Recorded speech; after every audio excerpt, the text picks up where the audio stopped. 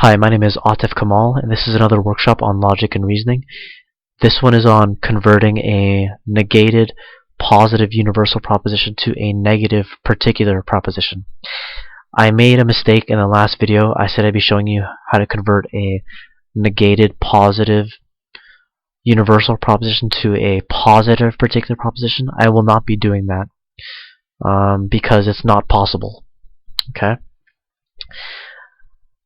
If you want to add me as a contact on Skype, my username is autif.kamal. Or if you just want to send me an email, my email address is projectoptimization@gmail.com. Okay, now there are two reasons why I am going over this.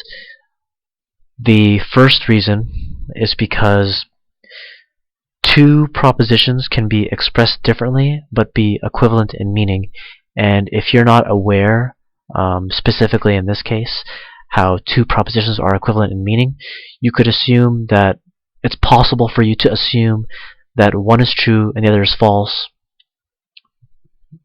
whereas they should actually have the same truth value. A second reason why I'm going over this is because either a negated positive universal proposition or a negative particular proposition could be easier for you to understand. Let's say that a negative particular proposition is more difficult for you to understand than if a negated positive universal proposition is easier for you to understand, then you can convert that negative particular proposition to a negated negated positive universal proposition, and therein you would render the negative particular proposition easier for you to understand. For my case, it's easier to understand a negative particular proposition. I need to give you an example to make these conversions more concrete. Now, you have the proposition, not all digital cameras have an LCD screen. Basically, if you took off the negation, the not, it would say all digital cameras have an LCD screen, and that would mean that 100% of digital cameras have an LCD screen.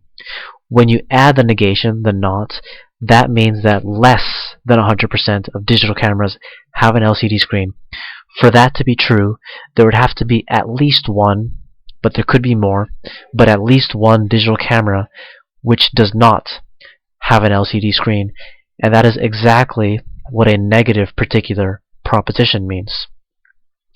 To say that some cameras do not have an LCD screen means that at least one camera does not have an LCD screen. And if you want to be technical, you could say that not all digital cameras have an LCD screen is equivalent to at least one camera does not have an LCD screen. Alright, here's an exercise I want you to work on. I give you two different propositions. They're not related to each other. The first proposition is a negated positive universal proposition. I want you to try to convert that to a negative particular proposition. Then the second proposition is a negative particular proposition. I want you to try to convert that to a negated positive universal proposition. Okay? If you need more time, you can pause the video so you can work on the exercises. Otherwise, I will move on to the answers, which I will do right now. Okay, so again, let's take off the not, the negation, and you have all gardening can be called decorative. That means 100% of gardening cases can be called decorative. If you add the not, the negation, then that means less than 100% of gardening cases can be called decorative. And for that to be true, that would have to mean that there is at least one case of gardening which cannot be called decorative. And that's basically what that means, and that is exactly what the negative particular proposition means. To say that some gardening cannot be called decorative would mean there's at least one instance, one case of gardening which cannot be called decorative. Okay? Now, for some teachers do not agree with the principal, it is equivalent to saying not all teachers agree with the principal. If you say that some teachers do not agree with the principal, there must be at least one teacher which does not agree with the principal. And again, all teachers agree with the principal means 100% of the teachers agree with the principal. If you add the negation, the not, then that means less than 100% of the teachers agree with the principal, which means, again, there must be at least one teacher which does not agree with the principal. And that's how a negated positive universal proposition is equivalent to a negative particular proposition. Now, if you'd like more practice, you can go to books.google.com. You can type in a keyword or a topic to search. After you initiate your search, you click on Search Tools, then click on Any Books.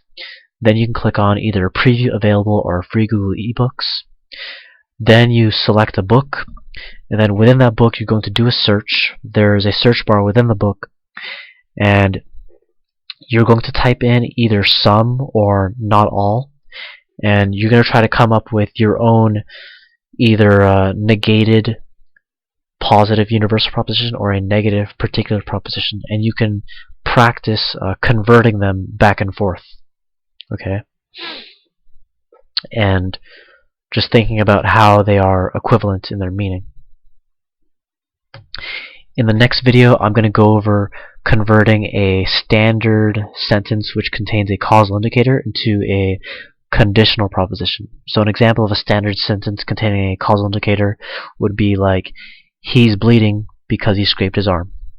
I'm going to show you how to convert a sentence like that into a conditional proposition.